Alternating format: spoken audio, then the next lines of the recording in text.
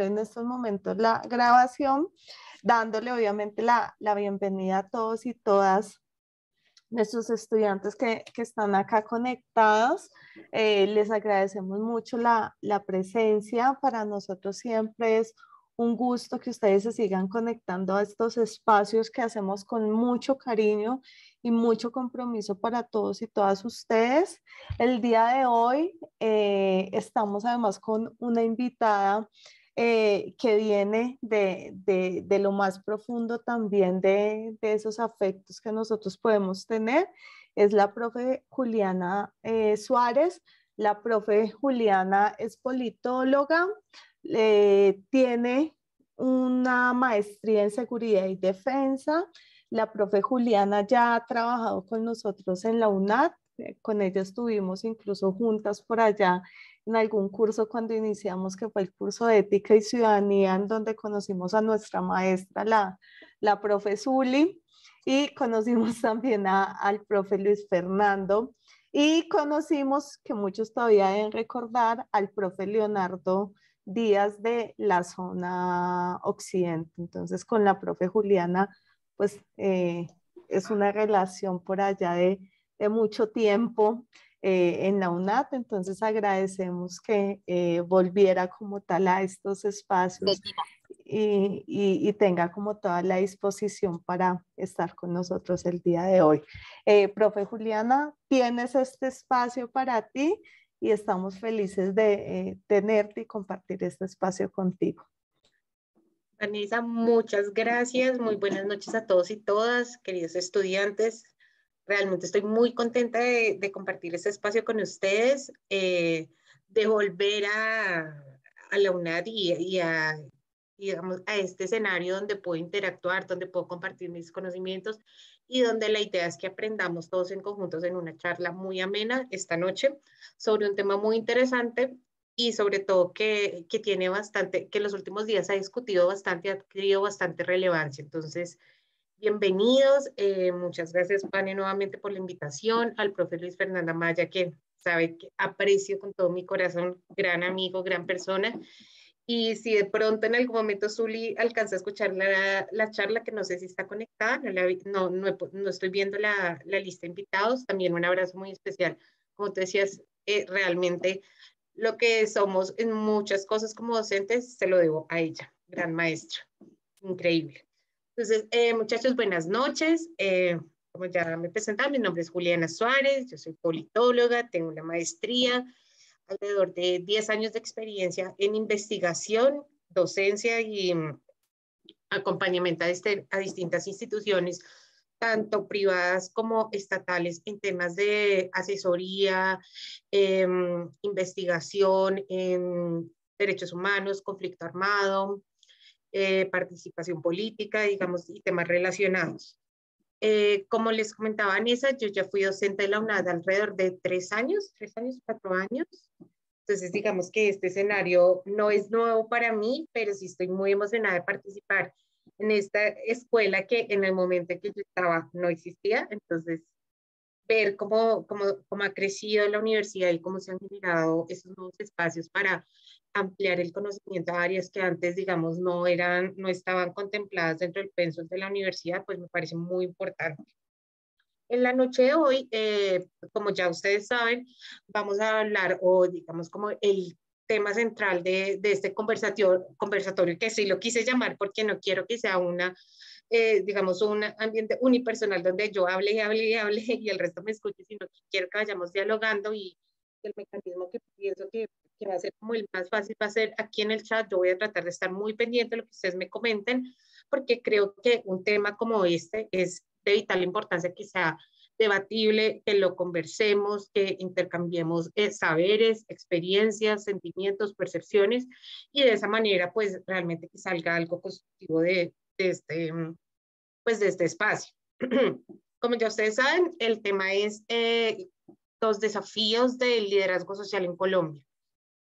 Creo que pues es un tema bastante amplio, bastante álgido, tiene un montón de aristas, pero sin duda alguna es de vital importancia discutir, analizar, entender, comprender, para sí mismo darnos cuenta del alcance que tienen los líderes sociales en el país, las afectaciones que tienen y el papel que juegan y que van a seguir jugando en la realidad y en la construcción de escenarios de paz en Colombia. Entonces, a mí me gustaría iniciar preguntándoles a ustedes, si ustedes me pueden compartir por el chat, qué, o sea, o qué definición tienen ustedes o qué entienden ustedes por líder social. ¿Cómo lo definen? Voy a aquí ampliar un poquito el chat para ver mejor. Si quieren me van compartiendo por ahí o si alguno quiere alzar la mano, van y me colaboras. Diego, creo que la levantó. Sí, la levantó Diego Ochoa.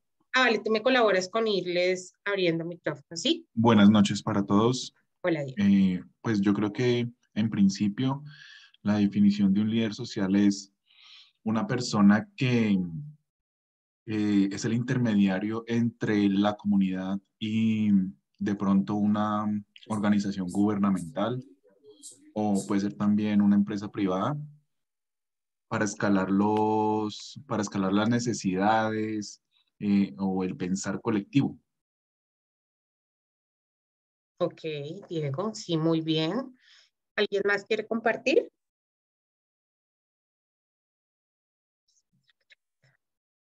Bueno, Diana del Carmen Mora. ok.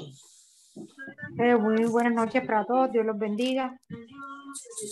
Pues definir un líder social cuando realmente hay un don de servir es bastante como explícito. Por lo menos yo tengo, desde que estaba muy joven, siempre Dios me ha dado ese liderazgo, nunca me ha dejado ser cola sino cabeza. Nosotros hacemos las cosas sin esperar nada del ser humano, todo lo hacemos que realmente porque es la gratificación de nosotros y la alegría cuando ayudamos a las personas que por temor alguno o por falta de conocimiento no pueden exigir sus derechos. Nosotros lo hacemos en los territorios. Y a medida que uno va avanzando, va aprendiendo más, aunque nosotros pongamos la vida por los demás. En ocasiones yo ya he sufrido atentados por pararme frente a la corrupción. He sido desplazada en mi territorio. De nuevo, regresé por orden de Dios, porque yo no me manejo sola, solamente Dios es el que decide cuándo regreso al territorio. Entonces, algo es muy bonito cuando uno lo hace de gana, de corazón, y Dios a todo el mundo no le da el don de servir, porque es complicado cuando tú pones todo lo de la comunidad por encima de la vida tuya, de los familiares, y por mucho que uno quiera de pronto hacerse a un lado, yo cuando regresé yo dije, no quiero hacer nada de liderazgo.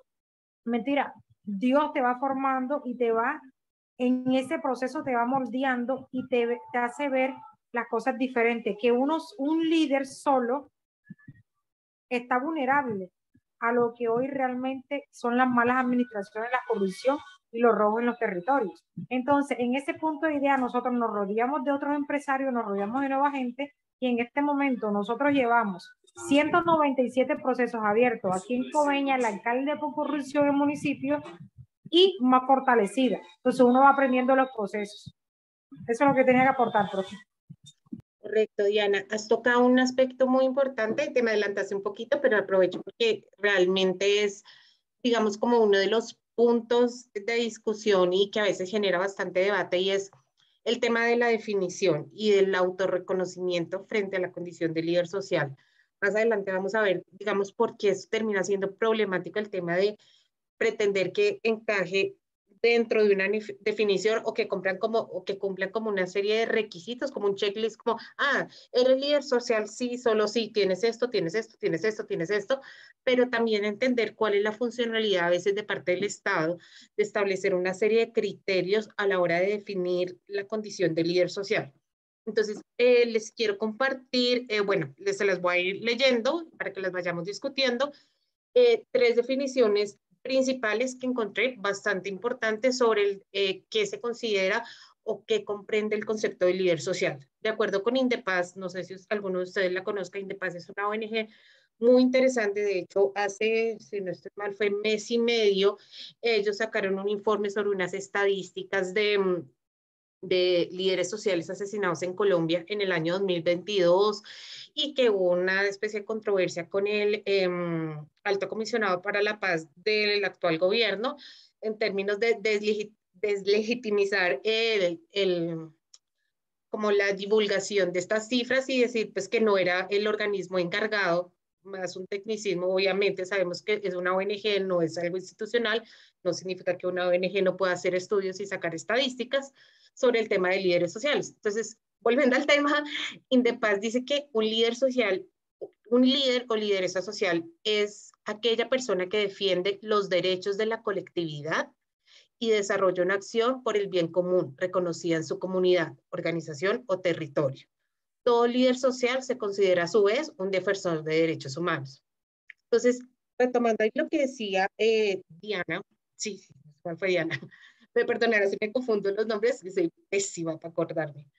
El tema de servir, de trabajar, de, digamos, de compartir una condición altruista frente a la sociedad, es una característica, diría yo, que es así, creo yo que es un inamovible. No conozco un líder social que no trabaje, o sea, es decir, creo yo que para ser líder social precisamente tiene que haber cierta predisposición al altruismo y al altruismo entendido como esa posición de trabajar por el otro, trabajar por aquel que lo necesita sin esperar una retribución a cambio, simplemente por esa vocación de ser, que Diana lo mencionaba y que es algo como que prácticamente no lo desliga de su vida, o sea, afecta absolutamente todas las esferas, tanto la esfera familiar, la esfera personal, la esfera laboral, social, en fin, digamos que tiene ahí grandes implicaciones. Una segunda definición, que es la aportada por el Organismo de Estados Americanos o la OEA, es que líder social es todo aquel defensor o defensora de cualquier persona o grupo que se dedica a la defensa, promoción, respeto y protección de los derechos humanos en el ámbito nacional e internacional, y que además trabaja por la eliminación efectiva de las violaciones a los derechos humanos en el plano local, regional o nacional. Entonces, digamos que ahí podemos encontrar un segundo elemento, es uno, el del tema de vocación, de trabajar por el bien de otro o de una colectividad o de una organización, de una comunidad. Segundo es el que, digamos que su labor de esa defensa, esa promoción y respeto por los derechos humanos de una colectividad o de digamos, de un conglomerado de personas. Vamos a ver más adelante que defensores hay muchos y que a veces las personas tendemos como solamente a identificar ciertos tipos de líderes sociales y nos vamos a dar cuenta que hay líderes sociales en distintos campos, en infinidad de campos. De hecho, la Defensoría del Pueblo lo menciona ahí. Ellos establecen a grandes rasgos 17 tipos de líderes sociales. Y uno decía, ¿de dónde salen tantos? Pues así mismo nos vamos, ahorita se los leo rapidito, son 17 súper sencillos, pero nos vamos a dar cuenta que abarca toda una serie de, casi que todas las esferas de relacionamiento del ser humano. Entonces, es realmente muy importante. Precisamente a raíz de lo que les mencionaba de la Defensoría del Pueblo, en el año 2020 ellos sacaron la resolución 074, el 14 de agosto, donde dice que, digamos, como que la Defensoría, con base en una investigación de distintas fuentes, de distintas percepciones, posturas, definiciones ya establecidas por tanto instituciones o organismos a nivel nacional como internacional en tema de derechos humanos, pronunciamientos de qué se considera un líder social, la Defensoría del Pueblo adopta la siguiente definición. Y vamos a ver por qué es importante. Dice, una persona defensora de los derechos humanos es alguien que desarrolla las actividades establecidas en las declaraciones de la ONU y ratificados por la OEA. Dentro de esta denominación, derivada de tratados internacionales ratificados por Colombia, se incluye a personas reconocidas como líderes y lideresas sociales, representantes o voceros de un sector, organización o comunidad, colectividad o grupo humano, en función de la defensa de uno o varios derechos. Entonces, entendemos y nos damos cuenta que no necesariamente un líder social se va a enfocar en un solo, o no necesariamente tiene que enfocarse en una sola causa. Por lo general, y ustedes lo van a ver digamos, teniendo casos de estudio, ustedes van a ver que sí, tienden a enfocarse en un tema específico o en una problemática específica, pero en realidad pueden a veces tocar y, digamos, no encasillarse en una sola actividad, por decir algo. No va a ser solamente en tema de, digamos, derechos ambientales o temas ambientales, sino también toca ambientales y mujeres, o ambientales y mujeres y económicos, o ambientales mujeres y étnicos. O sea, realmente digamos que esa categorización o esa, digamos, definición, encasillarlo, como usted solo va en esta o solo va en esta, creo que no, realmente, y en eso, digamos, discrepo un poco de la posición que se adopta en la resolución emitida por la Defensoría del Pueblo, y es que en realidad el tema no es ponerle un nombre en específico a la labor del defensor, o como usted es defensor de eso, o usted es defensor del otro, sino realmente creo que el tema es mucho más amplio y abarca pues como muchos más aspectos en su labor. Entonces, ahí les quisiera preguntar, como yo les decía, según la Defensoría del Pueblo, hay 17 tipos de líderes sociales, digamos, o en diferentes áreas. Entonces yo quisiera saber ustedes cuáles líderes sociales o qué tipo de líderes sociales reconocen. Bueno, aquí voy a leer qué dice por acá. Bueno, Elber nos comparte una definición, disculpa, me remito. Elber dice, el líder social es aquella persona que representa un grupo social encargado de la defensa de derechos humanos, territorios, medio ambiente, educación, de la cultura en las comunidades y sociedad. Tocas algunos de los más, digamos, reconocidos de tipos de liderazgo. Franey nos dice que líder social es aquella persona que se dedica a servir a la comunidad, a estar en defensa de los derechos de todos.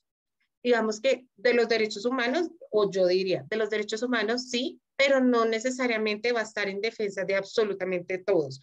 No quiere decir que vaya a estar en contra de alguien, sino que a veces se tiende a focalizar sus acciones en ciertas áreas. No se puede encasillar, pero usualmente por su vocación, por sus intereses, por su actividad, por su familia, por su etnia, su cultura, digamos que sí tiende a desarrollar su labor en ciertos sectores. Entonces, Ave Velázquez nos dice, como un líder sindical, por ejemplo, sí es correcto. ¿Qué otro tipo de líder social reconocen ustedes? Dice indígenas, comunales, sindicalistas, campesinos. Nos dice Tatiana. ¿Qué otro tipo de liderazgo? Étnicos, es correcto, Miguel. Ambiental, sí, Alejandro. ¿Qué otro tipo? Ambientalistas, sí. Estudiantiles, juveniles, es correcto. Empresarial, sí. Digamos que ahorita lo vamos a ver. Aquí hay digamos, una de las categorías que plantea la Defensoría del Pueblo. Yo, francamente, yo no la había escuchado, pero sí tendría un poco que ver con lo que mencionas del tema empresarial. Entonces, ellos dicen, la Defensoría del Pueblo, vuelvo a remitirme a esta resolución, la 074 del 14 de agosto de 2020, que hay 18 tipos de líderes sociales. El comunal, entiéndase como las juntas de acción comunal que hay en los barrios, en las localidades. También están los líderes comunitarios, sería la segunda categoría. Los líderes campesinos agrarios, tercera. Cuarta, líderes mujeres. Quinta, líderes afrodescendientes. Sexta, líderes indígenas. Séptima, los líderes de pueblos rom. Para los que de pronto no sepan, los pueblos rom son los pueblos gitanos que habitan en Colombia. La octava son líderes sindicalistas. Novena, líderes ambientales. Décima, líderes de víctimas del conflicto. No necesariamente tienen que estar inscritos en el RUP. El RUP es el Registro Único de Víctimas, sino puede ser igual, sin estar reconocidas oficialmente, pueden ser víctimas y en esa medida tener un líder que las reconozca y vele por digamos que promueva su causa o vele por la protección de sus derechos. La 11ª son gestores y constructores de paz. La 12ª son líderes de migrantes. La 13ª es los líderes de la comunidad LGBTIQ+. 14 son líderes juveniles de infancia, que por aquí ya lo habían mencionado. 15 líderes estudiantiles o académicos. 16 líderes culturales o deportivos. 17 activistas de derechos humanos. Y número 18, servidores públicos. Esta era la categoría que yo realmente nunca había escuchado que había liderazgo, o sea, o no lo tenía en mi radar, el tema de liderazgo social como servidores públicos, y personalmente no lo vería o no le adjudicaría esa categoría porque en últimas pienso que la condición de ser líder, la condición de ser servidor público implica cumplir con una serie de definiciones, y adjudicarle una categoría de liderazgo es como que, de cierta manera, yo lo veo como que agradecerle por hacer su labor, no, es una condición de su función, que tenga que promover, proteger y demás, pues no, digamos, no darle ese carácter especial. Es mi postura y pues respeto si pronto alguno de ustedes tiene alguna distinta. Entonces, les comentaba, hay estas 18 categorías y frente al tema de reconocimiento de la condición de líder social, como nos mencionaba una de nuestros estudiantes, que decía que, digamos, como que se autorreconocen como líder social, ahí les vengo a plantear, ahí, digamos, les quiero hablar un poco sobre el tema del reconocimiento o no. Uno diría, pues venga, de pronto en una comunidad o en mi barrio o en mi vereda o en mi municipio, mi pueblo, donde quiera que yo viva, hay un líder social que la comunidad lo reconoce, pero tal vez las autoridades no. Entonces, ¿cuál sería ese tema? O, digamos, ¿cuál sería la importancia de tener un reconocimiento oficial para la Defensoría del Pueblo y en últimas para el estamento o para el Estado?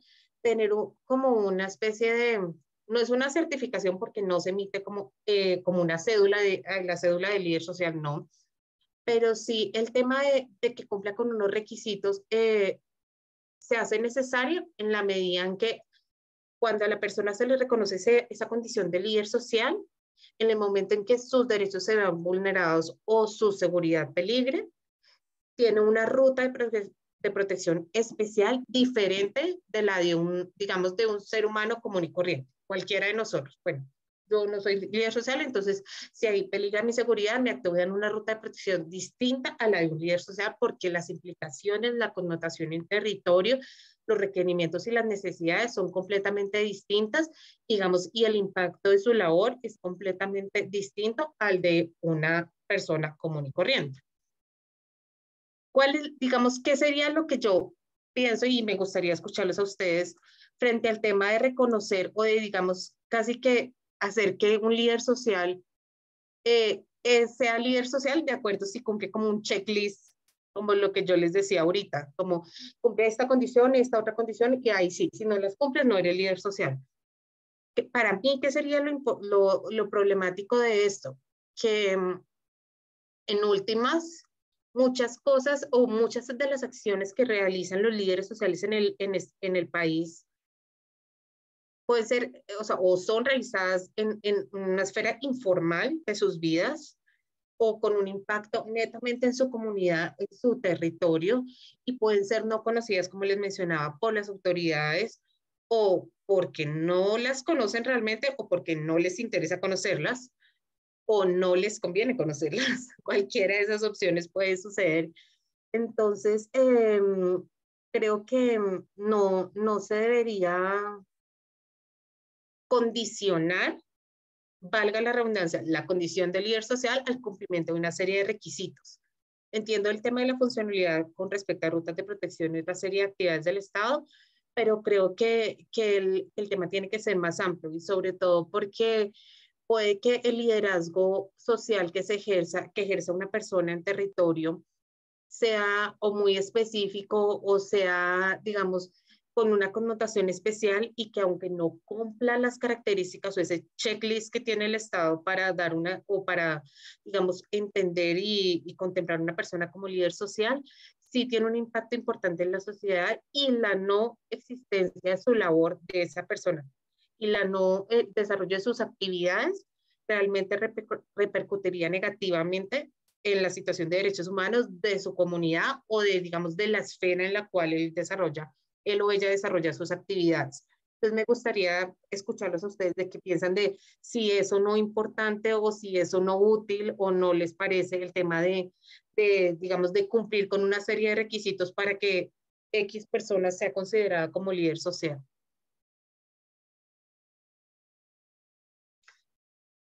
Ani, ¿me colaboras? Listo, empezamos con Orlando, luego Diana y luego Miguel Ángel. Bueno, nuevamente muy buenas noches para todos. Yo iría un poquito más allá en cuanto al tema del reconocimiento y es empezar uno dentro del activismo, dentro de su accionar que desempeña en la comunidad, realmente a reconocer lo que hace uno, ¿sí? Ya frente al reconocimiento de la comunidad y frente al reconocimiento del Estado como de la persona como líder social y como actor dentro del territorio, yo creo y según la experiencia que he tenido dentro del liderazgo que se ha hecho acá donde vivo, en Salgar, Antioquia, creo que eso lo va dando el tiempo, ¿sí? A medida en que vamos desempeñando acciones, vamos haciendo activismo, pues la comunidad se va interiorizando ese papel que el líder social o que la persona esté desarrollando. Entonces es como que mi aporte frente a eso. Ahora ya tocaría mirar las dificultades que los líderes sociales tienen ante el Estado, porque el Estado en sí es, no sé, es antipático ante el activismo, ante el control social, ante la participación ciudadana. Hola, Pareciera discúlpame, te interrumpo, para allá sí. vamos, entonces quiero que tengas ahí en stand-by esas apreciaciones porque son muy importantes para lo que vamos a hablar ahorita más adelantico sobre los desafíos como Ok, tal. ok. Vale, Listo, qué perfecto. pena contigo interrumpirte.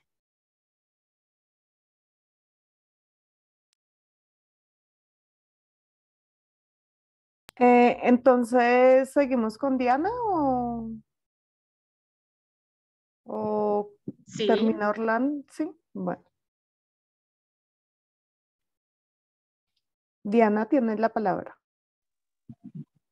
Profe, es bastante dificultad en cuanto usted está hablando de la certificación. Cuando los entes vienen con la ruta que usted estaba hablando, que para nosotros la que activan es la ruta de la UNP, que sí. lo hace cuando nos ocurren amenazas o atentados o lo que atente contra nuestra integridad, nuestra vida, la de nosotros y nuestras familias. Ellos no llegan al territorio a preguntar en su comunidad si usted es un líder social. Ellos no van al campo, ellos van directamente a las alcaldías o aquello Personería o que lo secretaría. acredite a usted como líder social. Porque, o sea, lo digo porque cuando yo tengo protección por la unidad de protección y ellos piden a la gobernación como representante nacional de las mujeres, piden de la veeduría, piden de acción comunal, o sea, para ellos vale más una certificación que le den las instituciones a la labor que usted desarrolla en el territorio. De acuerdo. De acuerdo, eso es precisamente, digamos, como el tema de a veces protocolarizar todo o hacer todo tan esquemático y literalmente de ponerle trabas a procesos o a condiciones que finalmente van a repercutir de manera negativa en la situación de los líderes en su diario vivir o en el, digamos, sí, en el momento en que realiza sus acciones. ¿Alguien más quiere compartir? Miguel Ángel y luego Alejandro. Muy buenas noches. Buenas noches, Miguel.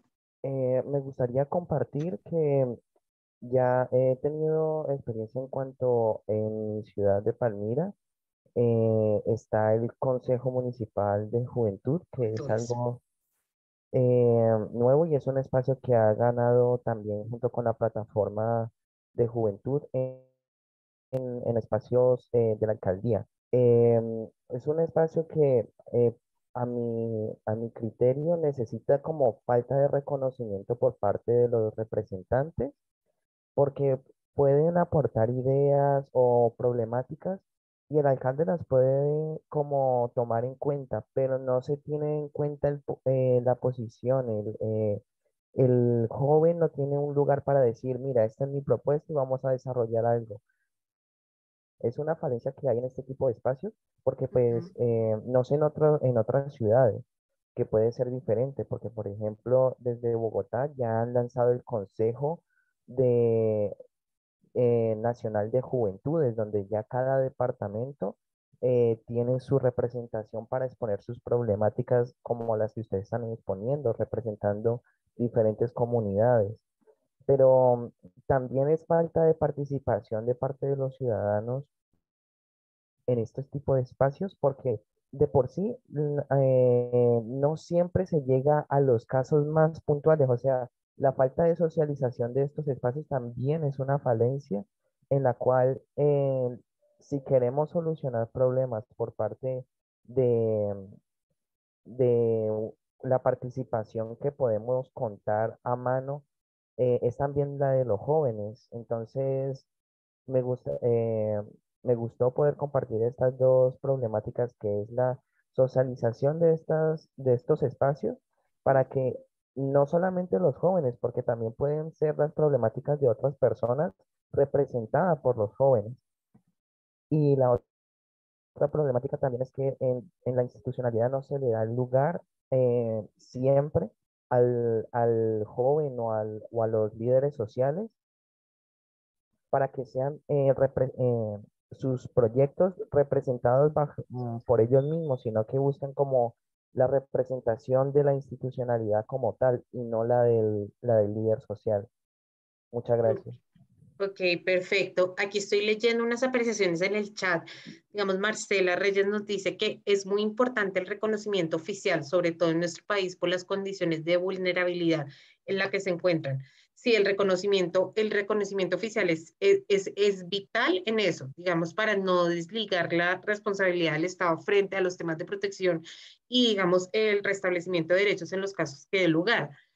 El tema o digamos como el punto en el que voy es que a veces ese formalismo o ese tecnicismo que como lo mencionaba, si no estoy mal, es Olga, a la hora de tener un reconocimiento realmente obstruye la labor del líder social, en muchos casos acrecienta los niveles de inseguridad y posibilita realmente que esas amenazas o esas vulnerabilidades a las cuales se ven expuestos aumenten en la medida en que no tienen ese, o sea, que no por X o Y razón no cumplen con un formalismo o el mismo Estado no les da los mecanismos para que cumplan ese formalismo y en esa medida obtener, acceder a diferentes servicios sí, o programas a los cuales necesitan. Aquí Diego Ochoa también dice que para él sí es muy importante como ese checklist de liderazgo social, ya que ayudaría al reconocimiento formal y legitimación. Obviamente que dice que es cierto que podría traer desventajas como la que ya hemos visto. Entonces, ahora pasando al tema que creo que ya hemos dado como ese abordaje hacia allá. Faltaba Alejandro, no sé.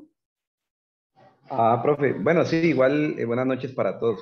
Hola. Ya lo que digamos iba a decir, ya lo han manifestado por el chat y los que me precedieron en el uso de la palabra, pero pues como para redondear, sí, pues considero que es necesario tener como ese protocolo y ese formalismo, porque esto le daría más voz y voto al líder social, generaría quizá incentivos y reconocimientos y también protección, ¿no? Teniendo en cuenta el contexto de conflicto armado que vivimos.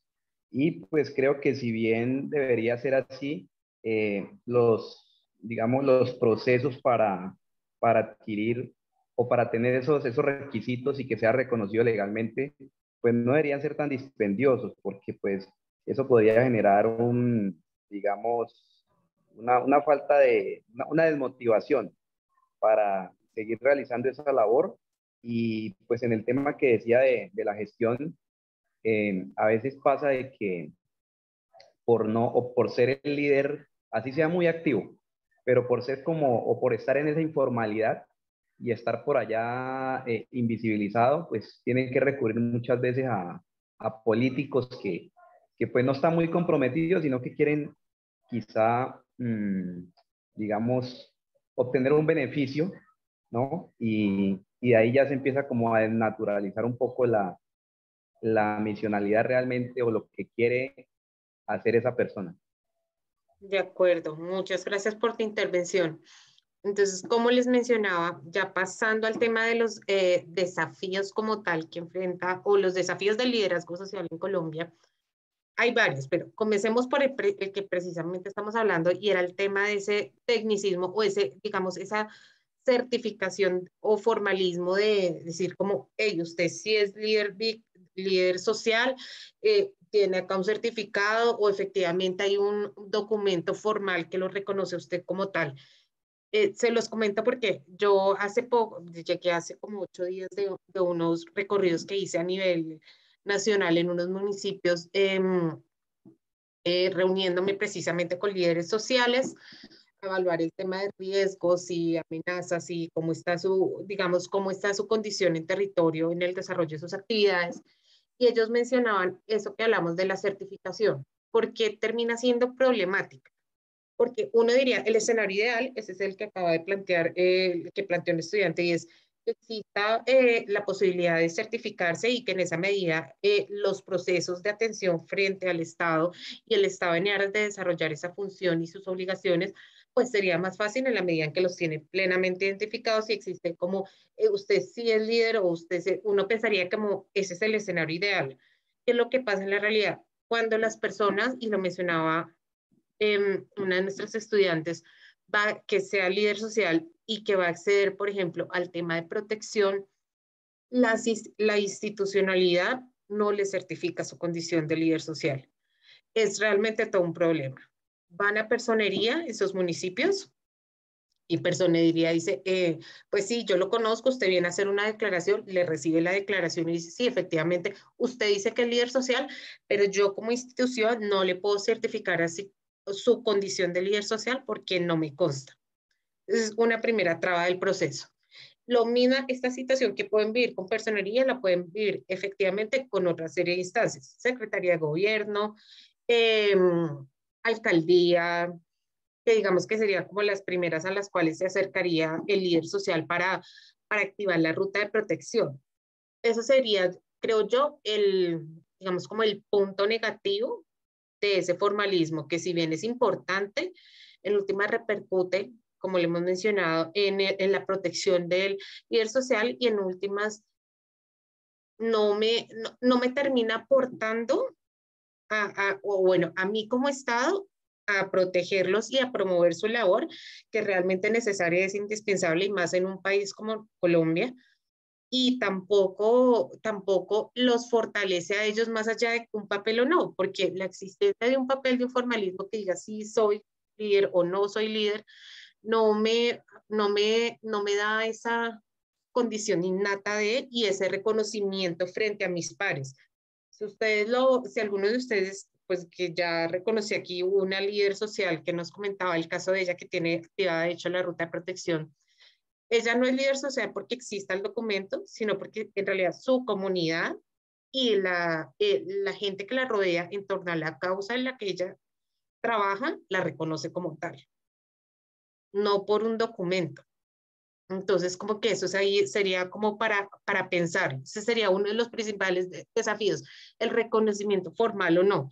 ¿Cuáles son las desventajas? ¿Cuáles son las ventajas y las desventajas? Pues un segundo desafío es precisamente que por la labor que desempeña un líder social, desafortunadamente no es en muchas esferas no es bien aceptado porque o es incómodo, impertinente para sus intereses, contraproducente para las acciones que quieran llevar, o simplemente no es relevante, no les toca, y como no es algo que me impacta, entonces como que pues vaya usted, defienda a los suyos y mire a ver cómo hace, no es algo relevante para mí. Hablo de las instituciones. ¿Qué pasa? Por ejemplo, como lo mencionaban, hay liderazgos juveniles, los muchachos que pertenecen a los consejos nacionales de juventud, Consejo Municipal de Juventud, en temas étnicos, en temas de género, en temas, no sé si lo mencioné dentro del listado que tiene la Defensoría, pero en uno de los municipios donde estuve también hay líderes en condición de discapacidad que digamos como velan por los intereses de la población del municipio que está en condición de discapacidad y que presentan unos desafíos particulares. Y ellos decían que en últimas, uno, lo que les mencionaba de la condición y el reconocimiento, pues como que oficial no es en realidad lo trascendental e importante para ellos, porque ellos los diferencian y los tienen identificados plenamente en la comunidad, sabe quiénes son, sabe que Pepe Pérez es el defensor o es líder social en temas de discapacidad, que Juanita es una de las líderes en temas del movimiento LGTBI en el municipio, o que Susanita es de la Junta de Acción Comunal. Entonces, como que en realidad el reconocimiento está implícito y pues su labor se los da y el impacto de sus acciones se los da. Dentro de este recorrido que les mencionaba que hice a lo largo pues estuve en municipios como Tierra Alta, Caucasia, Cáceres, Santander de Quilichao, Tumaco, entre otros, por mencionarles algunos. Ellos mencionaban, nuestros líderes sociales nos mencionaban que, bueno, el tema del acceso a la institucionalidad era uno de los grandes desafíos que, como sabemos, pues en Colombia, desafortunadamente, los líderes sociales son estigmatizados, son víctimas de acciones de diferentes grupos armados, y entiéndase, y vale la pena aclararlo, grupos armados, no estoy hablando de que sean legales o ilegales, o bueno, parte de la institucionalidad o no. Digamos que está haciendo abruptamente meterlos a todos en la misma bolsa, y aunque no son lo mismo, es digamos como para resumirlo un poco. Entonces, como les decía, son estigmatizados y violentados en nuestro país. De acuerdo con el informe que les mencioné al principio que sacó Indepaz en a principios de este mes, el 4 de julio, sobre las cifras de líderes sociales y defensores de derechos humanos asesinados en el país en lo que va del 2022, la lista va de acuerdo hasta el 4 de julio, ¿no? Y sabemos que igual han salido noticias en los últimos días, entonces esta cifra es mayor. Van 99. Y uno se pregunta como, pucha, 99 son 99 vidas. Pues hace 5 o 3 igual son vidas de personas que trabajan por una causa, por la protección de derechos de una comunidad, de un municipio, de un conglomerado, y son 99 personas que por hacer su labor y por, digamos, el ruido que genera su labor, los han asesinado. Entonces, como que uno dice, o sea, esto debe causar, o lo normal, o lo que yo considero normal es que esto le debe causar a uno algo de impacto, y decir, pucha, es mucha gente, muchísima gente que por hacer algo que está bien, porque no es ni siquiera que está mal, estar haciendo algo que está bien, están haciendo algo que impacta positivamente a la comunidad y a la sociedad, y por eso los matan, porque termina siendo incómodo para ciertos sectores o personas inclusive. Entonces, esta cifra es bastante alta y bastante preocupante. En el mismo informe, otra cifra como para que lo tengamos presente, aunque no los entendamos como líderes sociales, pero sí digamos que nos ayuda a clarificar, o más bien a caracterizar el panorama de cómo está el tema de protección de derechos humanos en Colombia, y es que en lo que va del año, en el mismo informe de Indepaz, han sido asesinados 23 personas firmantes del acuerdo de paz. Yo diría, pues no es lo mismo, no necesariamente esas personas 22, esos 22 son líderes sociales, sí, no necesariamente, pero cuál es la importancia y digamos, cuál es la relación con el tema que estamos hablando, es que son personas que pusieron las armas, que firmaron un acuerdo de paz en un contexto de promover los derechos humanos, promover un escenario de respeto y de reconciliación, y que igual por su condición de excombatientes en este caso han sido asesinados. Ese, digamos, sería como el primer desafío. Hay otro desafío que a mí me causó mucha preocupación tristeza y decir como, bueno, frente a eso, nosotros como sociedad, como país, ¿qué podemos hacer? A veces, y aunque no es reconocido, los líderes sociales enfrentan desafíos al interior de sus propias comunidades o de sus propios conglomerados. ¿A qué me refiero? En uno de los líderes sociales con los que estuve hablando, el líder social de la comunidad LGBTI, él hace parte de un resguardo indígena. Bueno, él y otro, porque eran varios en realidad con los que estuve reunidos de ese digamos, como de la comunidad LGBTI de ese resguardo indígena. Y él nos decía que obviamente que él sabía que por pertenecer a la comunidad LGTBI afrontaba una serie de amenazas, afrontaba una serie de desafíos y de problemáticas en su municipio, en la región, y pues en últimas sabía que esa situación no solamente le pasaba a él, sino a otra serie de personas a nivel nacional, pero que aparte al interior de su comunidad se enfrentaba a la segregación, que a veces muchas de las amenazas podían provenir de la misma comunidad por el rechazo a su condición de género y pues que en esa medida era mucho más, a veces terminaba siendo para ellos más doloroso esa segregación al interior de la comunidad que la que podía existir en el municipio o en el territorio. Entonces él me decía, por ejemplo, que a ellos por su condición LGTBI, el resguardo los querían expulsar del resguardo. Y entendamos que para personas indígenas, la cosmovisión que tienen hace que el hecho de que los saquen del resguardo es peor que no es solamente desplazar, no es que vayas a vivir a otro lado, sino es quitarles ese sentido de pertenencia a un sitio, a un conglomerado de gente, a una espiritualidad que conlleva todo el tema de su comunidad y de su resguardo. Entonces es realmente fuerte, porque yo decía, tras de que tienen que lidiar con un montón de trabas y de problemas y de amenazas y de dificultades al interior de sus propias comunidades, aparte de eso hay peligro. Otro de los líderes sociales en discapacitados nos mencionaba que era eso, que en su comunidad es, digamos, como que casi que la causa del tema de discapacitados les interesaba a ellos y a nadie más, y que segundo, dentro de las mismas agremiación o digamos como conjunto de personas que estaban en pro de defensa de la causa de mejorar el tema de acceso a derechos de la población discapacitada, existía mucho recelo.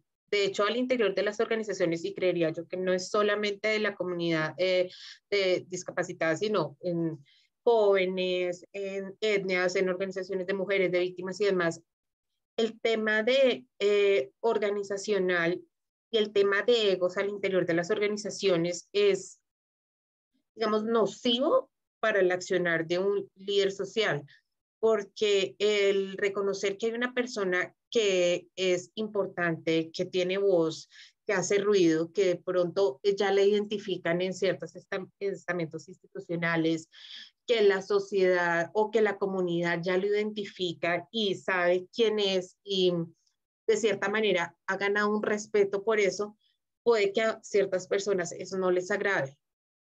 ¿Y eso en qué repercute? En algunos casos, y no estoy diciendo que sea como la regla para todos, en algunos casos eso termina repercutiendo en la situación de seguridad de los mismos líderes. Porque aunque cuando defienden una causa de su comunidad, hay ciertas personas de la comunidad que no simpatizan con él. Y eso, digamos, como que puede repercutir en temas de seguridad. Otro de los desafíos que es importante mencionar es el tema de estigmatización que existe, creería yo que no solo en Colombia, pero pues en este caso de Colombia, frente a la tarea de un líder social. El líder social a veces es visto en muchos casos por instituciones, por personas o por la misma sociedad como aquel allá que se la pasa manifestando, gritando, defendiendo por allá, el que molesta por el tema de los árboles que cortan, o el que molesta por el tema del barrio, o el que molesta por las mujeres del municipio que no tienen acceso a yo que sé, a servicios o a derechos o a salud o a reconocimiento a cargos públicos, o los jóvenes allá que se reúnen y eso es esa partida de vagos, y esa clase de estigmatizaciones realmente desdibujan el accionar de un líder social y le restan importancia a su papel y desconocen el impacto. Uno pensaría, pues, que existan o no, ¿en qué me afecta?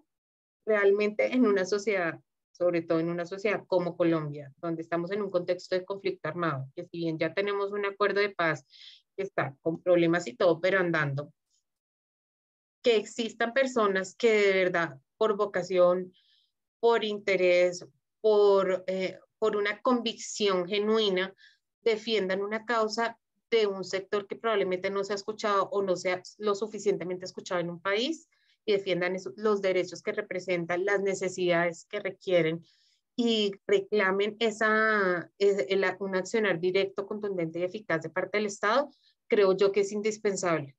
A veces digamos como que nosotros como sociedad podemos dedicarnos a decir, ay, es que las cosas no funcionan, es que vean lo que falta, es que el Estado no hace, pero es que no sé qué, pero hay gente que está luchando por eso y nosotros a veces ni agradecemos, ni reconocemos, ni muchas veces validamos, ni, sí, no le otorgamos esa importancia que tiene, que finalmente muchas de las cosas que podemos disfrutar hoy en día o que disfrutan ciertos sectores es gracias a que ciertas personas en un momento determinado de nuestra historia pusieron una voz, lucharon por la defensa de esos derechos y lograron una serie de acuerdos para que hoy en día podamos convivir medianamente en paz.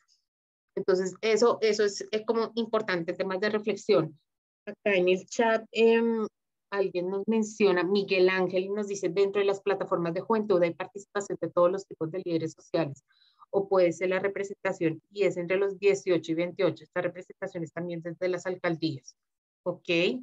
Entonces, Orlando nos dice lo que dice la profe sobre discapacidad. Es cierto, yo hago parte de la veeduría aquí donde vivo. Hemos tenido que enfrentarnos contra la antipatía de la administración y contra la simplificación de nuestro activismo social. Totalmente de acuerdo. Y uno dice, dime. No, te iba a decir que hay varias manitos levantadas por si en Ay. algún momento para dar la palabra. Vale, sí, ya termino con el comentario de Orlando. Entonces, sí, lo que tú dices, Orlando, es cierto, es enfrentarse con resistencia en las instituciones, a veces resistencia dentro de la misma sociedad, y más allá de todas las implicaciones que tiene, por ejemplo, en el caso de la comunidad que tiene discapacidad, que por su condición enfrentan. Entonces es como una suma de cargas supremamente difíciles de digerir y manejar, a los cuales los líderes sociales se tienen que ver enfrentados día a día. Entonces ya sigue Vani con el tema de los estudiantes que quieren participar.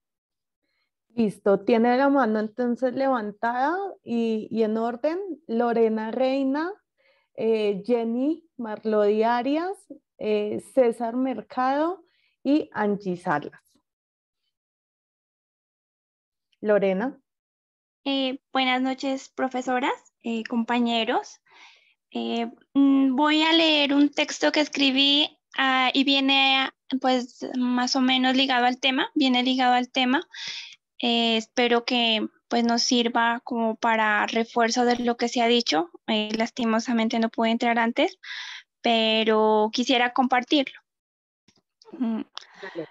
Listo, lo titulé Hombre Social. Es quien se da a conocer con la gente y definido así, el ser humano es un actor importante dentro de la sociedad, como miembro de cualquier grupo, siempre que participe en una comunidad y haga algo por ella. Es un líder político o un sujeto político. Este a su vez debe ser integral, fundamentado en valores como el respeto, el saber escuchar y buscar opiniones para solucionar conflictos de acuerdo al problema, todo encaminado a un beneficio colectivo. Dentro de este rol de líder, es de conocimiento que en el caminar habrá quienes estimen el valor de lo que se quiere hacer y quienes no compartan opiniones con respecto a la persona o sujeto. Pero quien busque hacer el bien a la sociedad, a las personas de su entorno, en el papel que desempeñe de ser hombre, mujer, joven, blanco, negro, campesino, indígena o miembro de cualquier comunidad, será siempre mejor saber compartir esa característica que no todos poseen. El de transmitir como líder el mensaje de que mientras existan personas en hacer el bien, valdrá la pena vivir y habitar en un país donde ser un líder es cada vez más difícil. Vemos con asombro cómo en la sociedad donde lo común se hace normal, lo extraordinario toma fuerza, llenando de expectativas un lugar donde el protagonismo solo era acaparado por los mismos rostros de siempre. Vemos con alegría e identificación cómo el aparecer de ellos ha transformado nuestra manera de pensar. Siempre que exista un líder en cualquier parte, habrán procesos que se iniciarán y se llevarán a cabo con el apoyo de la comunidad o del grupo o de un grupo de personas, teniendo en cuenta que cada opinión y aporte debe ser tenido en cuenta para llevar a cabo dicha labor. En el camino se hará notable ese proceso común de crecimiento donde no solo es aporte, sino también aprendizaje dentro de la comunidad o fuera de ella, aportando siempre al crecimiento más que de un líder como un gran ser humano o un hombre social.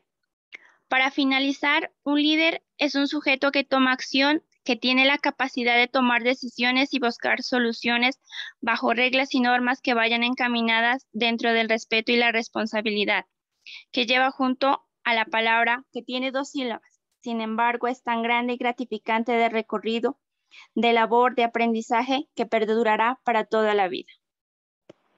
Listo. Ese era como mi aporte.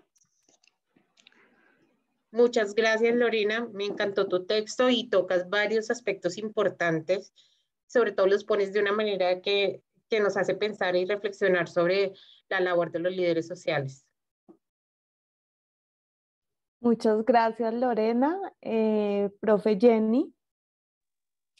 Sí, nuevamente buenas noches. Mi intervención va dirigida al punto que la profesora Lorena estaba desarrollando con relación a las acciones y a los desafíos.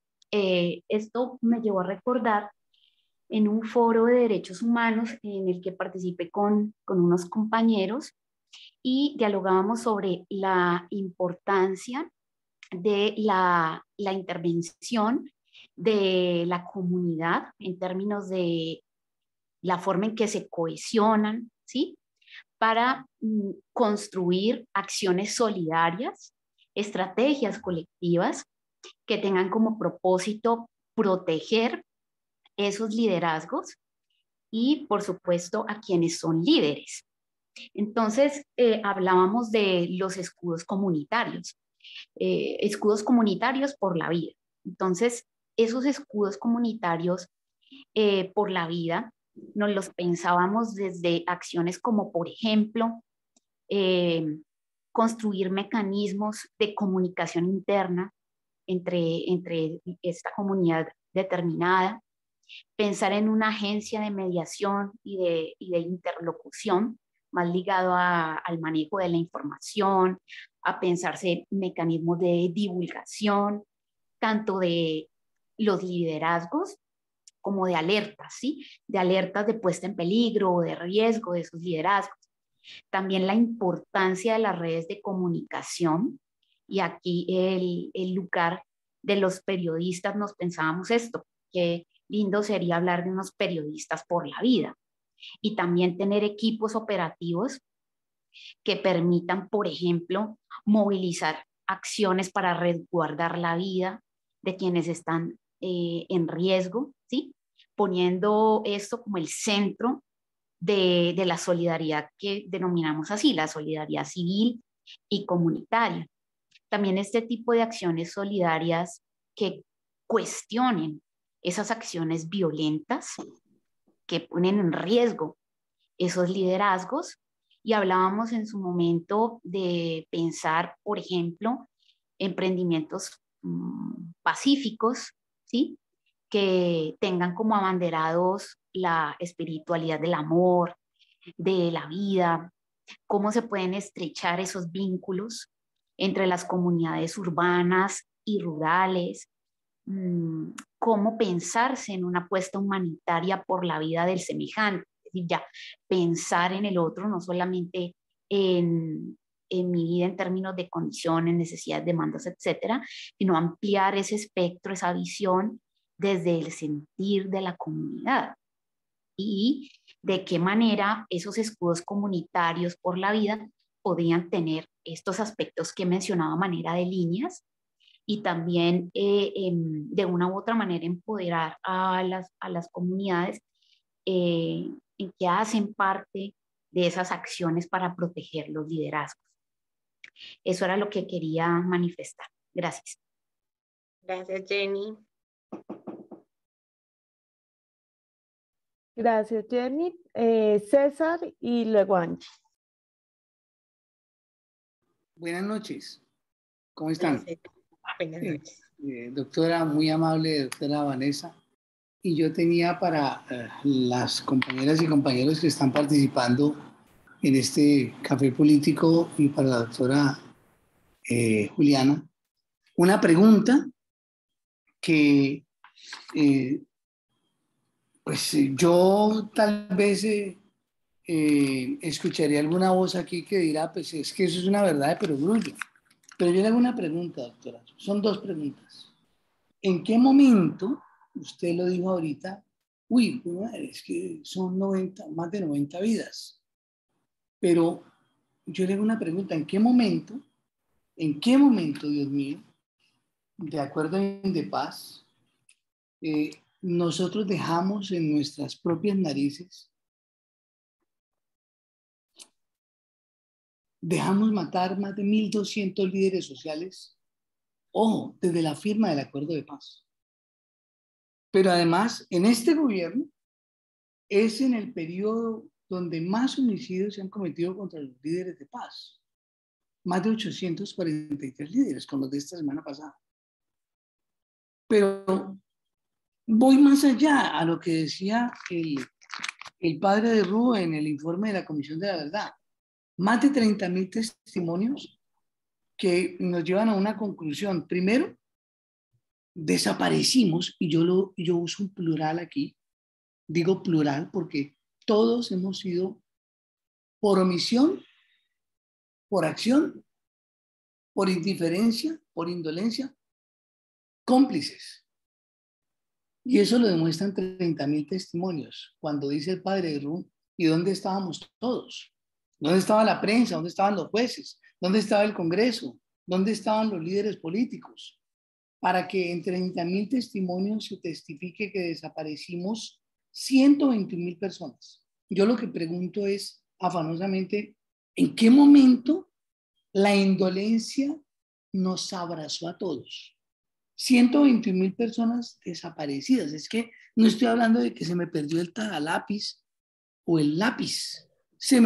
Desaparecimos 121.000 personas que además fueron desaparecidas por paramilitares, guerrilla, el Estado, y adicionalmente una cifra que para muchos de ustedes no es contrastante, pero yo sí se las doy por la edad que tengo, y es que es mucho mayor ese número de personas desaparecidas que todas las desaparecidas por las dictaduras del Cono Sur en la década de los 70 y de los 80. ¿Sí?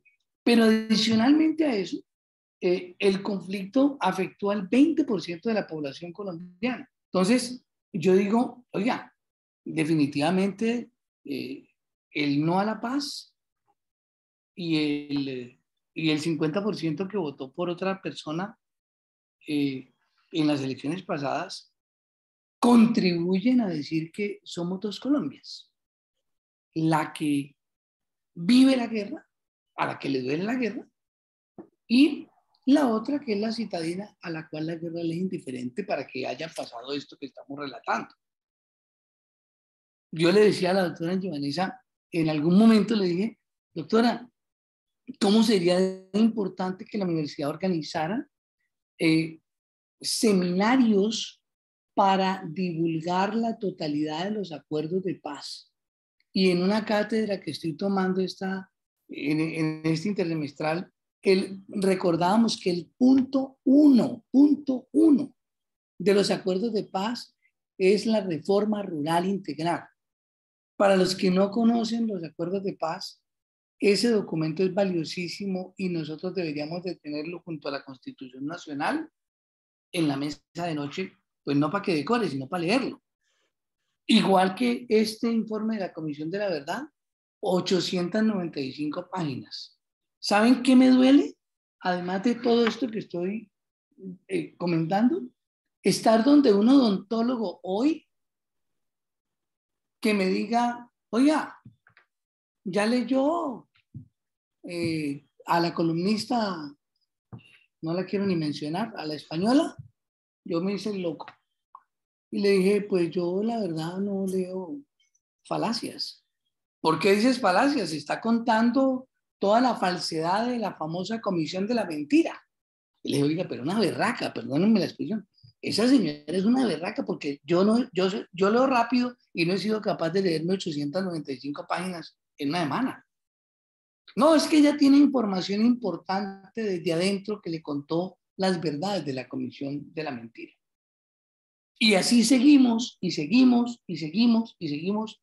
Yo solamente le pregunto, doctora, yo estoy loquito, estoy deschavetadito, le pregunto, ¿en qué momento nosotros perdimos el dolor? Nos volvimos tan indolentes, tan indiferentes. Nos vale 5 centavos, como yo se lo decía a alguien hoy, le dije, mire, si se va a ir de este país, váyase, porque en este país vale más un zapato nono que la vida. Porque siguen matando, es que seguimos matando líderes sociales. Entonces la pregunta mía es, cuando hay un odontólogo con toda su familia que me dice, y todo el mundo tiene derecho a opinar, es que en Toledo, en mi pueblo del norte de Santander, para que usted sepa, me dijo, en la mesa de centro estaba el busto de Laureano Gómez. Yo casi le digo, pues yo lo tendría, pero para pisar la carne, ¿no? En mi casa. Entonces, yo digo, cuando usted me dice y se hincha el pecho y me dice, y nosotros votamos contra la paz, 7.000 personas votamos contra la paz, contra 200 a favor de la paz. Y ahorita votamos 8.000 por Rodolfo Hernández contra 150 por Petro. Entonces, estoy muy tenso, muy preocupado. Subo en el ascensor corriendo para esta clase y me encuentro una niña que me dice, no, con ganas de irme, una joven que llegó hace 2 años al país. Me dice, no, con ganas de irme porque como está este país, imagínese usted con dólares 5.000 y todo lo que se va a venir y ese tipo no se ha posesionado. Entonces yo digo, wow. O sea, si la ignorancia permitimos que crezca, no vamos a tener país antes del 7 de agosto. Entonces, yo lo único que quisiera es, doctora, ¿en qué momento nos volvimos tan indiferentes? Para responderte tu Usted pregunta. que es investigadora, usted que es una profunda investigadora, yo quisiera que me diga en qué momento... En el momento, para responderte tu pregunta, César, en el momento en que solamente solamente nos importó nuestro bienestar, que si hay un muerto y no es de pronto conocido o no es sonado o no es de mi comunidad o de mis afectos o de mi etnia o lo que sea, como, ay, qué embarrado, un muerto más, paso el canal. En el momento en que, y el tema va más allá de territorio y ciudades, que tú lo mencionabas al principio, en realidad es cuando a mí solo me importan las cosas que me afectan y las afectaciones que viva el resto, siempre y cuando no me toquen a mí, me resbalan, en ese momento perdimos. En ese momento unas vías comienzan a valer más que otras. Unas cosas nos van a impactar más que otras, nos causan más resquemor situaciones en otros lugares del mundo que las situaciones que nos aquejan acá. Y nos damos látigos y golpes en el pecho por problemáticas igualmente importantes, igualmente delicadas, y no digo que esos conflictos o que esos temas no sean relevantes, pero cuando nos termina afectando realmente nada, y solamente lo que nos toca, y decimos que nos duele y demás otras realidades, pero en realidad no nos duele. Simplemente es cuando nos, como se dice coloquialmente, nos pisan los callos, ahí sí nos toca. O cuando los problemas de mi vida se derivan en que hay una manifestación, es que, pucha, es que me trancaron y no puedo salir a coger bus y no puedo llegar al sitio a ir al centro comercial, o, pues madre, sí, esta vez me tocó 2 horas para llegar a mi casa, pero no estoy pensando en la causa y en esos problemáticas y saberes que están defendiendo o que están tocando a aquellas personas que probablemente están haciendo la manifestación, y solamente me preocupa lo que me voy a demorar llegar a mi casa, o en que me hicieron trancón y me gasté más tiempo, tenaz.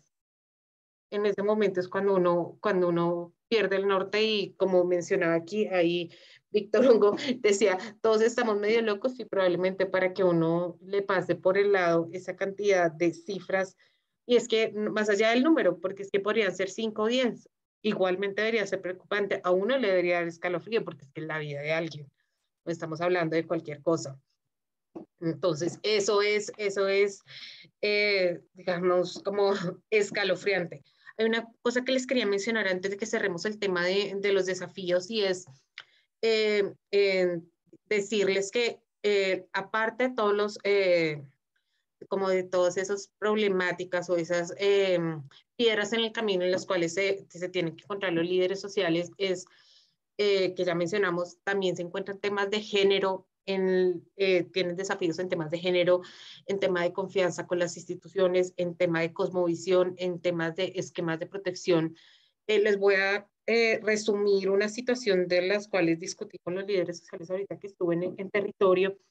Y, por ejemplo, cuando son temas de mujeres, al interior de las mismas comunidades, las voces en ciertos sectores, las voces de las mujeres tienden a no ser tan escuchadas o tan respetadas por ser mujeres. Si es un hombre o si es un líder social, a veces la comunidad o las instituciones prefieren hacer interlocución con el hombre líder social que con una mujer, porque no la reconoce como una autoridad legítima. O la misma comunidad dice, ay, no, yo prefiero hablar con Pepe y no con Susana, por ser mujer.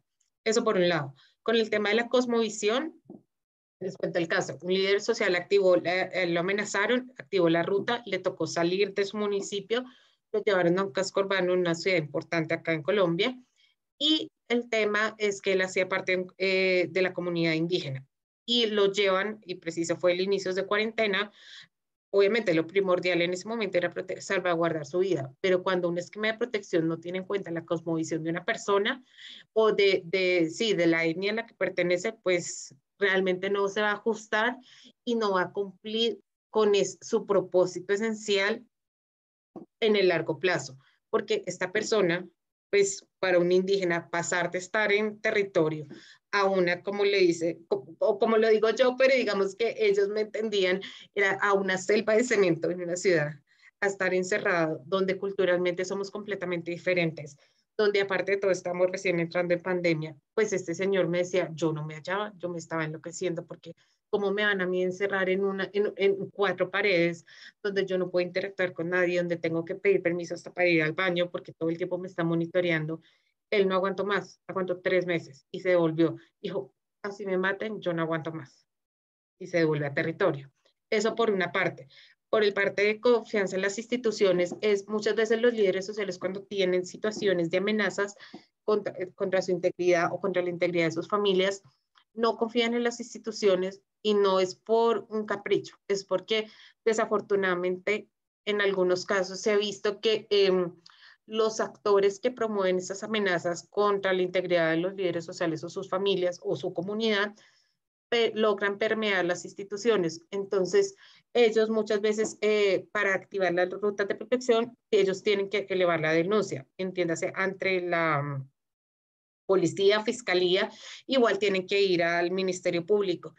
Y ellos cumplían con este paso para poder acceder a la protección de la Unidad Nacional de Protección y no se demoraban ellos en volver a su territorio cuando decían, oye, ¿usted por qué estuvo hoy en la estación de policía y dijo esto, esto, esto y esto? ¿Cómo diablos se enteró de que, o sea, esa información se filtró? Entonces, en últimas, eso hace que el líder social no confíe en las instituciones y por ende su seguridad se ve afectada. Y otro de los desafíos en los cuales se ve inmerso el líder social es cuando ya está, cuando, digamos, en el caso milagroso de que logre activar la ruta de protección, les comento para los que no saben, lo primero que se hace o la primera instancia de esa ruta de protección de la UNP es otorgarle al líder social un chaleco antibalas, un botón de pánico y un celular. ¿Qué pasa con esto? A veces les entregan el celular y pues donde vive el líder social no entra el celular. O sea, eso y nada es lo mismo. El botón de pánico, activan el botón de pánico y llegan a las 2, 3 horas o al otro día. O sea, ya para qué. Y el tema del chaleco antibalas es que los chalecos antibalas están diseñados para hombres, para la contextura de un hombre. Entonces, eso por un lado, digamos que no tiene en cuenta a las mujeres. Por otra parte, pues ustedes igual, digamos que es casi que obvio, no sé técnicamente si habrá otras opciones, pero en temas de territorio, los chalecos de balas para, digamos, en municipios donde hace extremo calor, pues un chaleco de balas no te lo vas a aguantar. O sea, y no porque no quieras, es porque en serio no se puede, o sea, el calor es invivible. Entonces, digamos como que ahí está en la disyuntiva el líder social que hace. Y acceder a los sistemas de protección bueno, esta vez le va a poner un policía o le van a poner, si depende del territorio, va a estar un ejército a la puerta de su casa. El líder social no va a aceptar eso por una razón, o sea, por capricho, no. Es porque en realidad el hecho de que le pongan a un policía al frente de su casa lo hace objeto de señalamientos por la sociedad, o sea, lo identifican, lo rechazan, lo aíslan, y por el actor armado o los actores que lo estén amenazando. Entre más desapercibido, tristemente, le va mejor. Entonces, no le conviene a veces y no termina siendo tan útil estas herramientas de protección que el Estado brinda. Entonces, eso por ese lado. ¿Alguien más quiere participar? Sí, tenemos la participación de Angie Salas y luego Abelardo. Muchas gracias, profe Vanessa, profe Juliana. Digamos que mi participación va muy cercana a la que hizo la profesora Jenny. Frente a esos grandes desafíos que se ven actualmente, no puedo dejar de mencionar, digamos, aquella sentida participación que hizo el compañero César, porque sí, realmente, digamos que actualmente se necesitan otros, digamos que otros sistemas de empatías frente al escenario cultural. Desindividualizar la seguridad de los y las lideresas sociales es fundamental. Recuerdo una frase de Mao Zedong: el campesino es a la revolución lo que el agua al pez. En América Latina, el quitarle el agua al pez, es decir, quitarle a la comunidad el líder social, es una estrategia militar planeada y aprendida para la eliminación de los líderes sociales. Y esto no lo digo yo, esto lo dicen unas lideresas que quiero compartirles esa experiencia, no extenderme por supuesto, pero compartirles esa experiencia que viví con unas lideresas del norte del Santander y el Cauca, en donde se estaba desarrollando un taller para el fortalecimiento de las lideresas sociales allá. Digamos que en ese ejercicio se estaba haciendo una socialización de los protocolos de seguridad y ellas decían que entregarle la información a uno de los actores que las estaba poniendo en riesgo, pues era un ejercicio de, digamos que, de desconocimiento también de esa memoria histórica que ellas tenían para precisamente reconstruir su seguridad. Su seguridad no se lo pueden entregar al escenario de las instituciones, sino que la seguridad se lo entregaban a la comunidad. Entonces hacían un escenario de identificación, reconocimiento de aliados, ¿sí? Un escenario de promoción de acciones afirmativas para una construcción de protección comunitaria. Ese era, digamos que el protocolo para ellas que más se accionaba y más servía, que era, digamos que trasladarle el problema de su seguridad a la comunidad. Eso me pareció como muy fuerte, muy relevante frente a esta acción.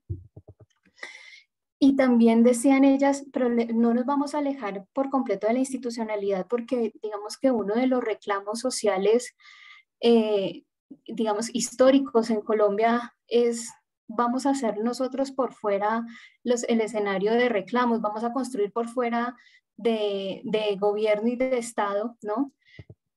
Digamos, nuestra sociedad, porque no nos reconoce. Por el contrario, digamos que se llegó a ese escenario de necesidad no. Vamos incluso a reclamar un escenario de participación administrativa dentro del Estado. Y eso me parece muy bello, porque ahora tenemos una vicepresidenta líder social, ¿no? Porque precisamente no es estar por fuera del Estado, sino es ser garante, reclamante, pero también administrador del Estado. Y en esos ejercicios también podemos llamar a los líderes sociales para que participen en esto. Y en ese ejercicio somos la sociedad la llamada a fortalecer y hacernos garantes de esa seguridad. Yo recuerdo que una lideresa social, una madre líder social, decía que la construcción y la formación de un líder social es de décadas. Entonces no matan solamente una persona, sino que matan una comunidad, porque son décadas las que, digamos que una comunidad se esfuerza y construye un líder social. Imagínense ese sistema de masacre sistemático en el que actualmente nos encontramos, ¿no? Pero persistimos. Entonces no es bajar los brazos, no es decir, esto se va a acabar. No, precisamente estamos llegando a un escenario en donde se está viendo un escenario de perspectiva, de luz. No es que bajemos las fuerzas, sino que por el contrario, seamos garantes de ello, reclamémonos, fortalezcámonos como comunidad. No nos dejemos comer por los miedos de otros, fortalezcámonos. Yo creo que, digamos que el triunfo de aquellos que nos han querido, o de aquellos que han querido callar las voces de los líderes sociales, es la desesperanza. Entonces no caigamos en la desesperanza, es mi llamado. Gracias, Angie. Tú mencionabas algo súper importante, y era como a veces las mismas comunidades terminan supliendo la falencia del Estado o asumiendo funciones que el Estado o bien no ha querido o no cumple de la manera en que debe hacerse. Muchos de los líderes sociales que conocí en territorio decían: prefieren 1000 veces la seguridad que les puede proporcionar la Guardia Indígena, la Guardia Cimarrona. ¿Cuál es la otra? Ahí había otra, se me olvidó. Digamos, como prefieren acudir a esos sistemas de seguridad surgidos de la propia comunidad en vez de acudir a un sistema de protección estatal. Y eso no solamente te revela que la confianza y el lazo que debe tener y, digamos, las características que deben ajustarse a la protección del líder social, sino que a mí personalmente me parece muy triste que la labor del Estado sea tan vaga en ese aspecto y que realmente no logre conectar con la sociedad, que la sociedad prefiera ni siquiera reconocerlo, ni siquiera acudir a él. No es el deber ser. No debería suceder de esa manera. Debería ser en realidad nuestra primera, o para el líder social, la primera opción, el Estado. Pero no, prefieren Guardia Campesina, esa era la otra, Guardia Campesina, Cimarrona o Guardia Indígena, o los mismos sistemas de autoprotección que adoptan al interior de las comunidades.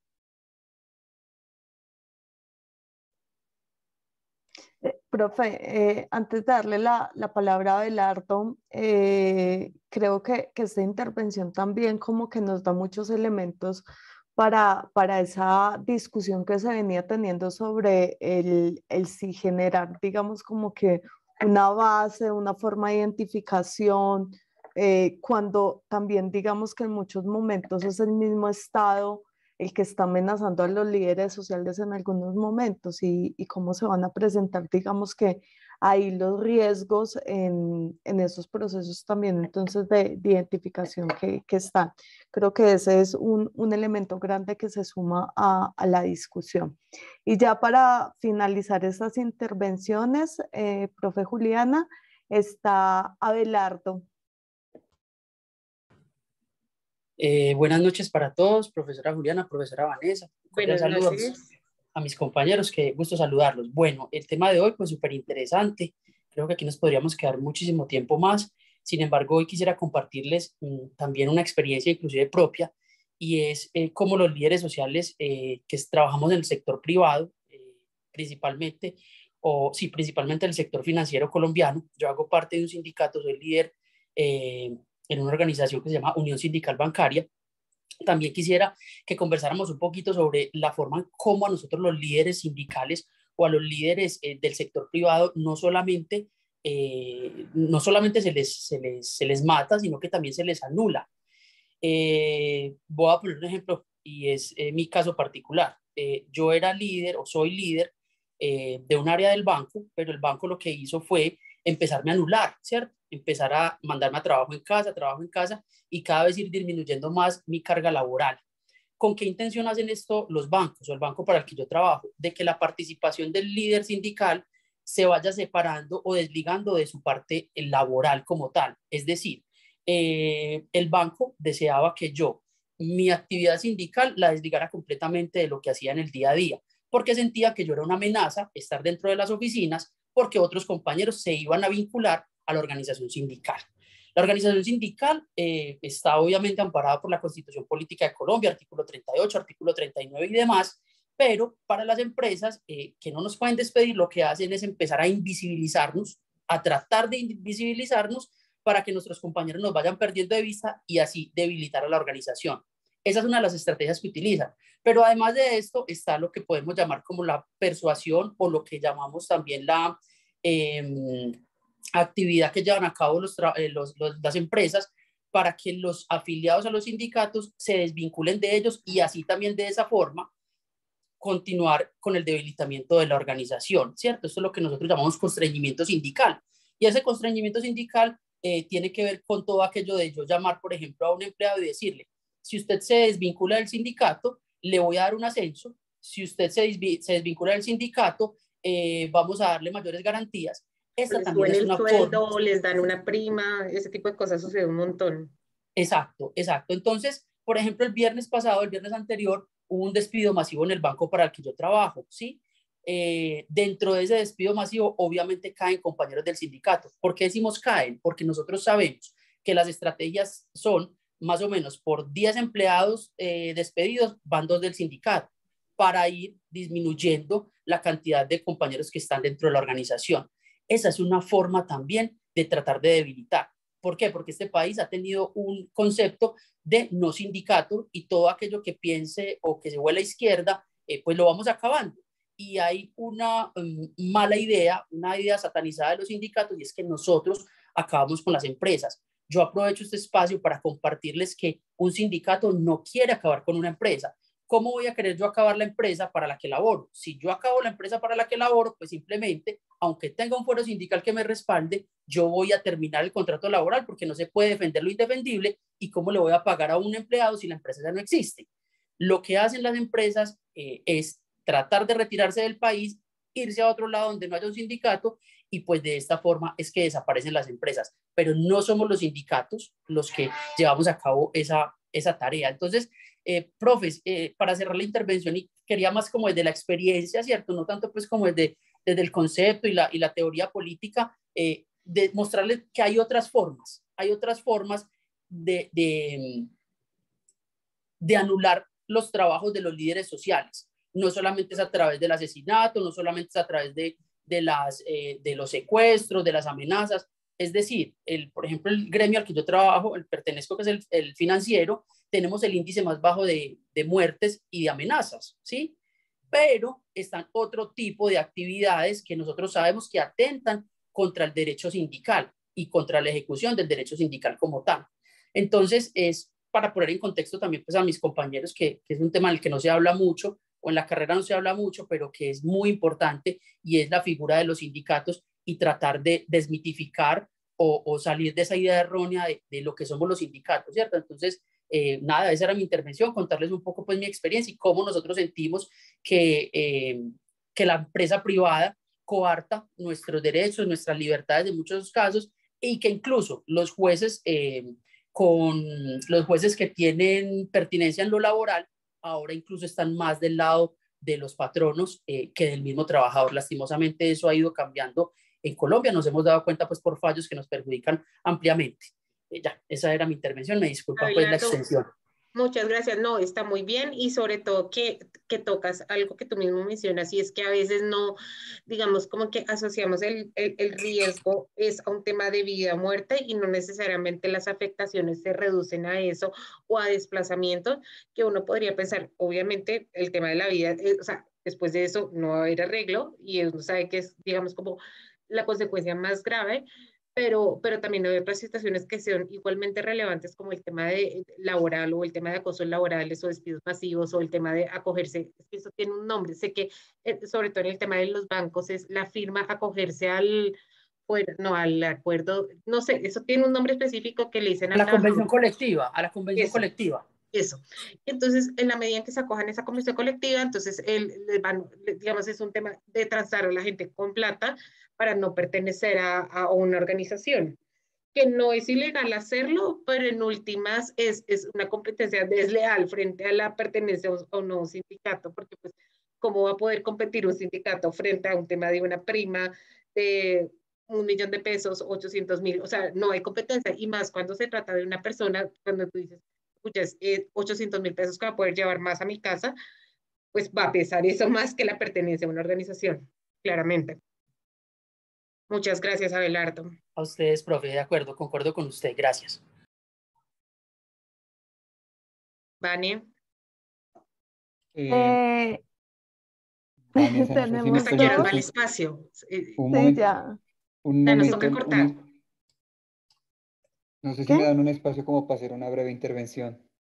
Dale, tenemos a Diana del Carmen con la manita levantada primero y cierra el profe Macho. Luis, ajá. Listo, no le había visto la mano. Diana, dale. Pues, profe, respecto a lo que está diciendo el compañero de que quieren verdaderamente coaccionar lo que hacemos como líderes independientemente a la función que nos centremos, es real, porque cuando la fuerza pública, por decirlo, las administraciones, que es donde más se ve el líder afectando lo que ellos tienen pensado hacer, porque nosotros nos metemos en la mitad, por eso es que perdemos la vida. Cuando ellos no encuentran las amenazas, ya no al líder como que se acostumbra a ellas, y como hacen parte como el diario vivir. Entonces, como ya se acostumbró, pues amenazarlo, mandarles de la moto, o mandarle los grupos a margen de la ley, pues ya ella prácticamente, o ese líder social ya se acostumbró a eso. Entonces, abrámosle procesos, porque no nos olvidemos que dentro de toda esta corrupción y de lo que vivimos nosotros en Colombia, también nos encontramos que lo que son los entes de control, muchos se prestan para dañar a los líderes sociales cuando estamos haciendo un control social. Lo digo por experiencia propia. A mí me abrieron un proceso por llevarle procesos a la administración, y no solamente al alcalde, a muchos aquí en el municipio de Coveñas. Me abrieron un proceso y yo asistí a impugnación de cargos, y luego querían abrirme por extorsión y no pudieron, porque yo no le recibo a nadie un peso, ni tampoco le exijo a nadie, pero me abrieron eso, y ahora no saben cómo van a hacer cuando ya tengan que cerrarlo y yo me tenga que defender. O sea, ellos buscan de cualquier forma intimidar al líder social cuando está haciendo un proceso, ese control, y cuando lo que lo están respaldando también tienen poder económico. en el territorio tienen la economía para colocar pool de abogados para que nos apoyen en los procesos. Entonces aquí buscan de cualquier forma el Estado dañarnos a nosotros los líderes sociales. Y aquí lo que hay que tener la gallardía, tener la fuerza, tener fortaleza y lo más importante, tener a Dios de respaldo en todas las decisiones que vayamos a tomar. Muchas gracias, Diana. Y tú mencionas algo, un chiquitico que va a intervenir antes de que finalice el profe Amaya, y es que tristemente el líder social se acostumbra a lidiar con una serie de situaciones que no tendría por qué acostumbrarse. En la medida en que nosotros, o sea, en que una sociedad se acostumbre a, por ejemplo, a tener que vivir con amenazas, a tener que estar leyendo en las noticias un muerto, 2 muertos, 3 muertos, no sé cuántos desaparecidos, o sea, para que cuando una sociedad llega a eso, o sea, a que realmente nos tengamos que nos acostumbremos o nos acostumbramos, pues, y que eso sea el diario vivir y sea la realidad, o sea, como que lo normal es muy triste, o por lo menos en lo personal a mí me parece muy triste. Profe Amaya, sigue y finalizas. Bueno, buenas noches a todos. Hay algo que me llamó mucho la atención que terminaron diciendo los últimos estudiantes. El estudiante pues, que pertenecía al sindicato y la estudiante que también es líder, que muchos de estos liderazgos, independientemente del ámbito en los cuales se presentan, siempre van a tratar de minimizarlos o incluso de fragmentarlos o destruirlos. Por ejemplo, yo soy egresado de una universidad pública, la Universidad del Cauca, que tiene una fuerte militancia estudiantil, donde los líderes estudiantiles son muy fuertes y en cierto momento sirvieron como contrapeso a las directivas pues, de la Universidad del Cauca. ¿Qué hacían en este caso? Digamos, las directivas ofrecían becas en el exterior a los que se estaban fortaleciendo con esos liderazgos para que los asuman y para que en sí los movimientos o los liderazgos que estaban desarrollando se fragmenten y lleguen hasta ese punto.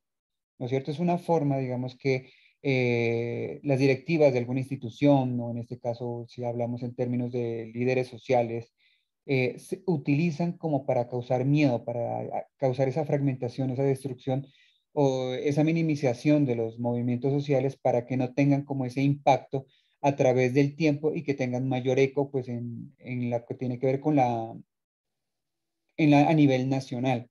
Entonces siempre ha sido una estrategia que hay algunos líderes, por ejemplo, que son muy fuertes, que no se acogen o que no sienten intimidación por las diferentes estrategias que pueden utilizar ciertos organismos, funcionarios o instituciones como para minimizar esos liderazgos, mientras hay otros que se acogen, ¿cierto? Porque miran una forma como de crecer y de mejorar, digamos, ciertas situaciones.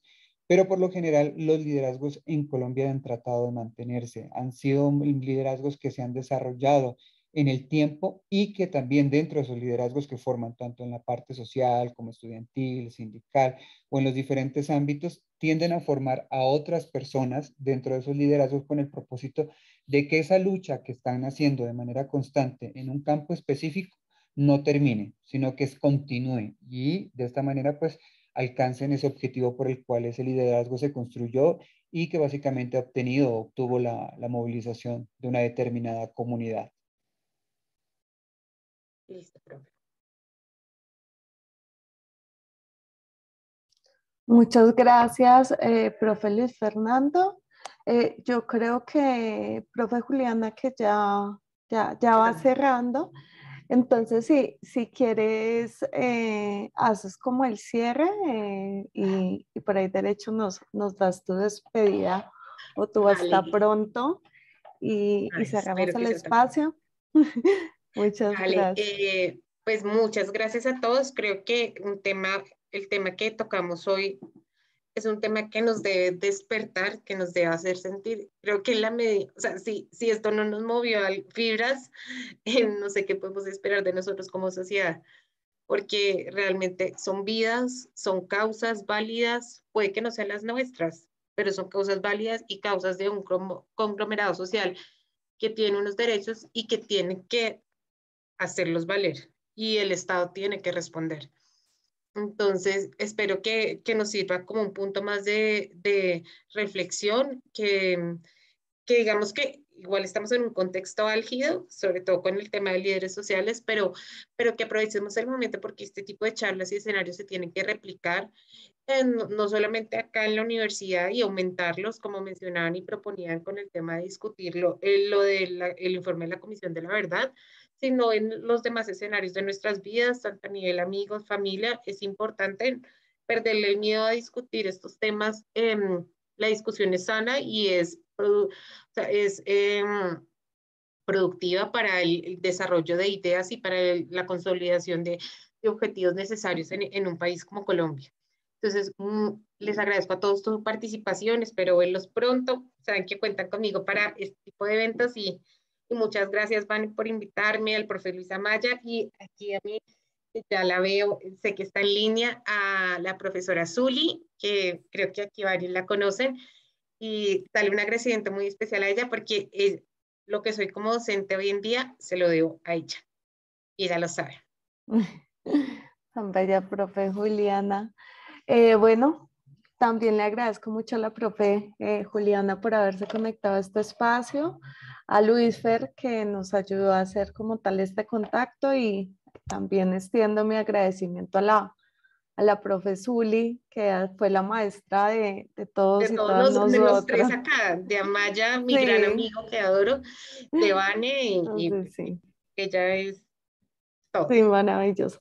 Entonces, muchísimas gracias a todos y todas.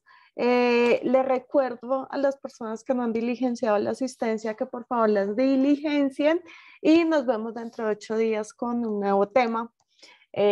Muchísimas gracias a todos y todas y que descansen, que tengan una feliz noche. Feliz noche. Gracias. Muchas gracias, muy amables todos. Amigos y amigas. Bendiciones. Gracias, gracias a todos. Gracias. César, Andrea. Feliz noche para todos. Vamos, y para Abelardo. Que duerman. Orlando también por ahí súper participativo, estuvo muy participativo Diego. Muy activo. Ana.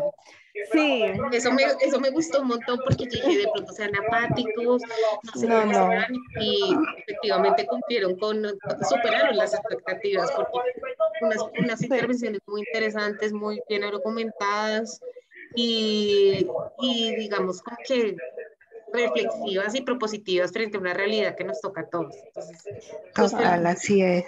Gracias a mis docentes. Como escuela. Es lo que ustedes como maestros nos están enseñando, profe. Ay, tan bellos, no, yo los adoro y las adoro. Los pupilos de uno, los pollitos. Sí. I love café político. Eso, ay, tan bella Andrea, ay, tan bella Diana, ay, tan bella Mari, que también por ahí siempre está. Que descansen. Tan lindo, de verdad, muchas gracias, muy chévere ver cómo va esto, Vani. Ay, tan bella, muchas gracias. Profe Amaya, de verdad, esto les está quedando muy... O sea, este tipo de escenarios se deben promover y fortalecer. Claro. Eso es muy cierto, profe. De verdad que en estas clases uno aprende muchísimo, profe, de verdad, uno aprende harto y sobre todo la interrelación entre ustedes y los demás compañeros es una cosa que, mejor dicho... Sí. Los próximos invitados que se van a hacer desde la zona centro-sur también van a ser muy buenos. Les va a gustar mucho. Ah, bueno. Claro que sí. Asistiré en las otras. Claro que sí, invitada. Que descanses, Marco. Dios los bendiga. Chao. Chao.